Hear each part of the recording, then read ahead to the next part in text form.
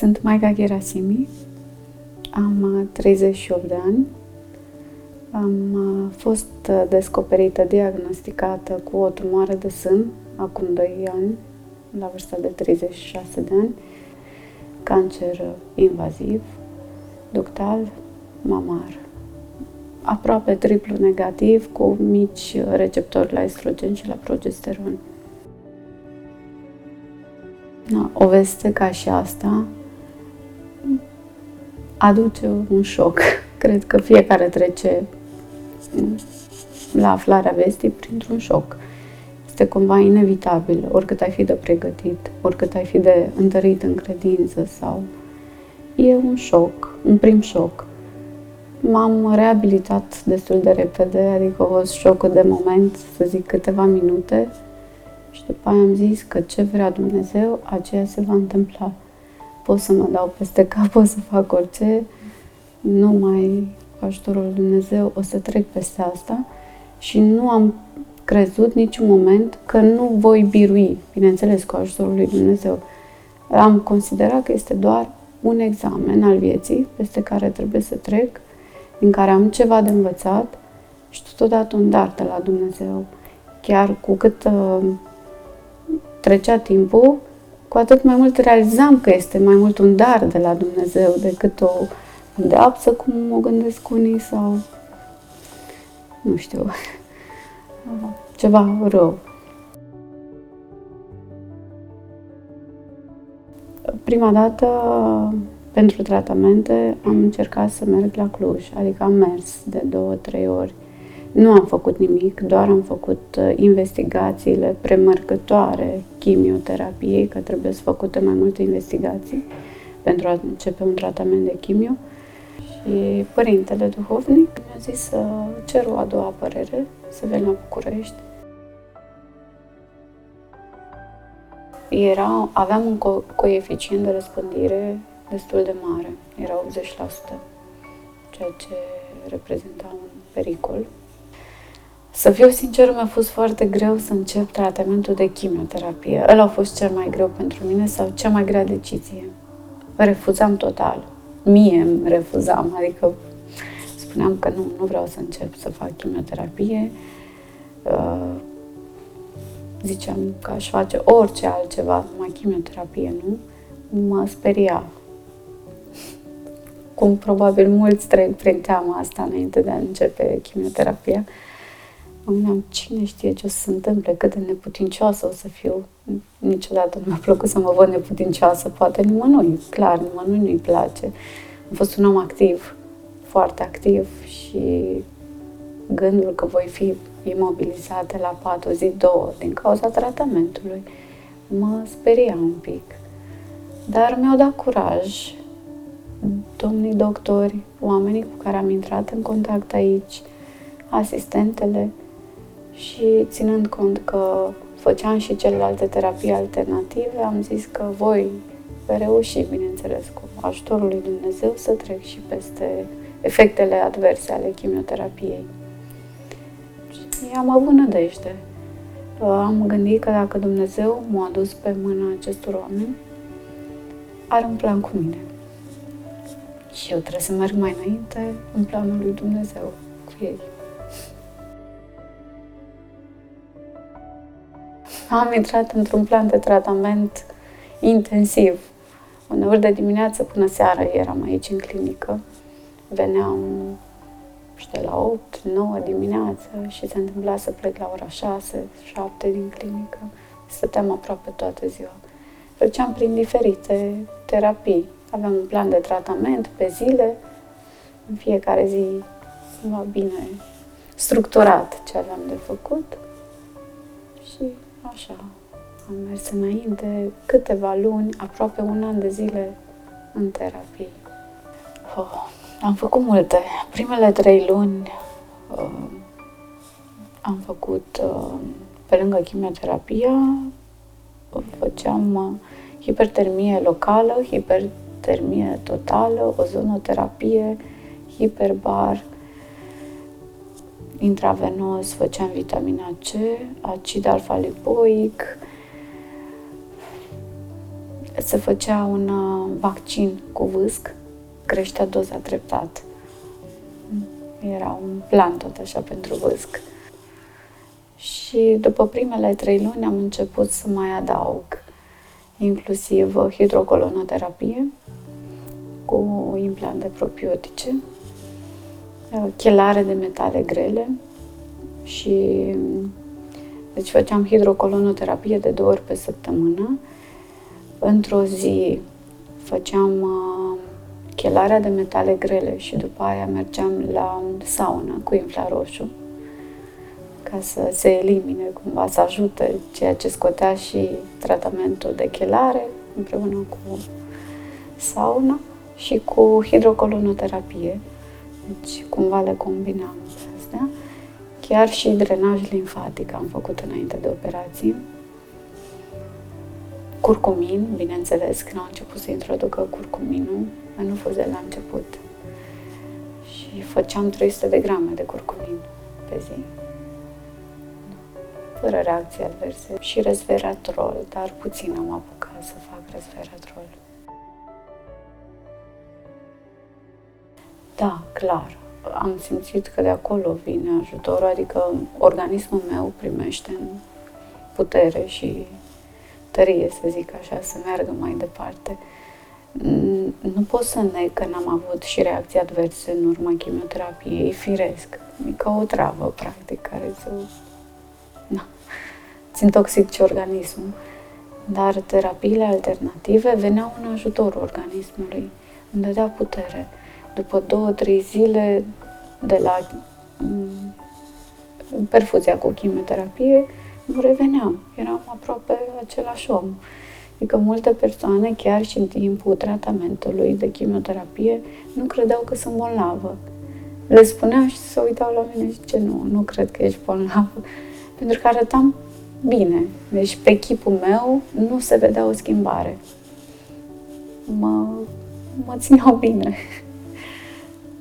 Da, m-au ajutat. Chiar m-au ajutat. Am simțit lucrul ăsta.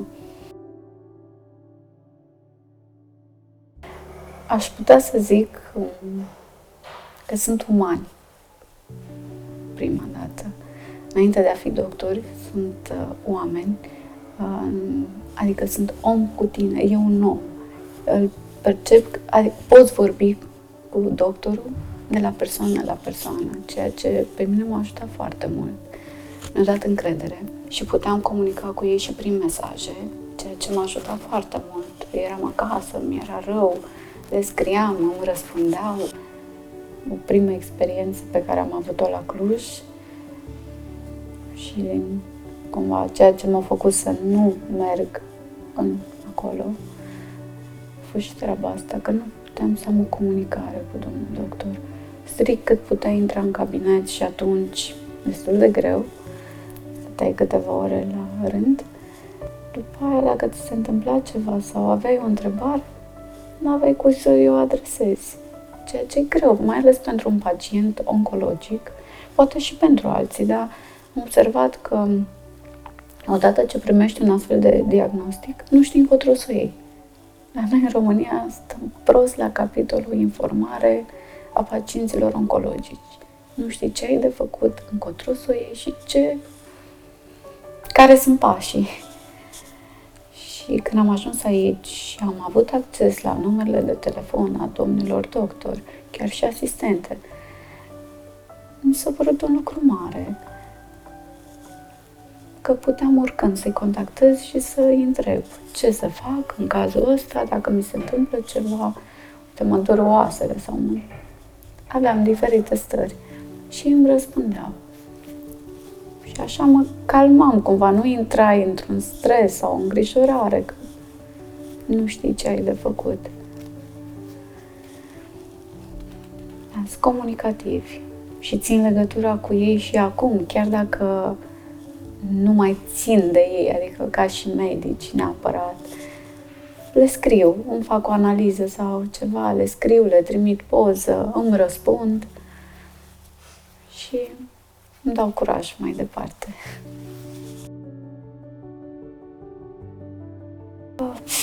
am făcut câteva schimbări, dar la început o luasem chiar drastic, așa. Mâncam doar legume crude. Am încercat așa cam 2 săptămâni și mi-am dat seama că nu pot, adică a început să-mi fie rău, nu mă simțeam bine. După aia, legume fierte. Renunțasem la ouă, lactate, dulciuri, făină albă, orez și chiar și la pește. Noi carne nu mâncăm, dar pește mâncam. Și încet am început să mai reintroduc dintre ele în dietă, dar cât un pic. Adică mi-am observat organismul, ce nevoie are și am dat.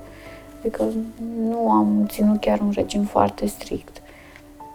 Mai am o treabă, eu sunt din fire un pic mai liberă, libertină sau nu știu cum să zic.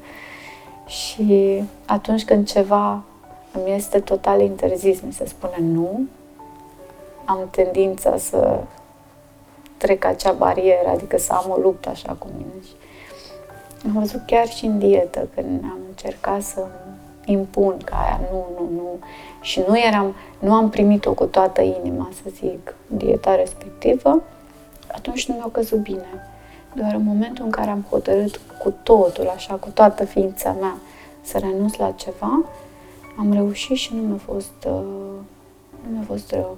Și am zis că am mai reintrodus, așa, un pic de pește, un pic de brânză, iaurt, dar evit cât se poate și zahărul, și făină albă, și orezul alb. Le cam evit. Prăjeli, bineînțeles, și astea le evit. Nu pot să zic că le evit total, dar nu fac un abuz, nu mănânc nici măcar săptămânal, așa, ocazional, mai mănânc. Fiecare om e diferit și nevoile sunt diferite, am observat treaba asta. Și uneori îți dai seama ce ai nevoie, că își cere organismul. Nu zic să faci abuz, te duci să mănânci prăjituri și torturi, nu mai știu câte, sau cartofi prăjiți sau mai știu eu ce, că îmi plăceau. Dar am încercat să fac o diferență între a-mi plăcea și a simți o nevoie de acel ceva. Și atunci când simțeam nevoie, îi dădeam organismului. Asta am făcut eu pe pielea mea. Acum fiecare om știe limitele și de-aia mi-e greu să dau sfat cuiva. Nu se potrivește aceeași rețetă tuturor. Anul trecut, în septembrie, am terminat ultimele terapii și radioterapia, că după operație am făcut și radioterapie. De atunci nu am mai venit aici în clinică, foarte rar am trecut pe aici și am făcut poate o vitamină C sau un curcumin, dar asta s-a întâmplat rar, nu am venit des. Mă simt foarte bine. Asta vreau să zic, că de un an de zile nu am simțit practic nevoia să mai fac ceva. Am energie și putere cât aveam înainte de a afla de boală. Chiar mai mult, uneori mă minunez și eu. Se minunează și oamenii din jurul meu că pot și rezist atât de mult și pe drumuri și să fac orice, inclusiv să urc pe munți sau orice. Deci chiar am multă putere și mă simt bine. Ultimele investigații de după operație și le-am făcut în martie. Am făcut un CT, mamografie, ecografie, erau în regulă, erau fără urme de recidivă. Am mai făcut și niște analize la sânge acum de curând.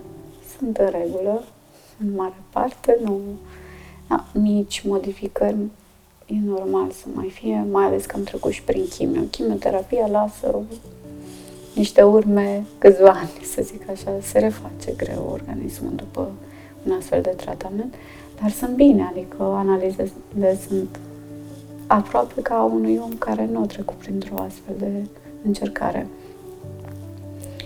Și nu am dureri, n-am nimic, sunt foarte bine.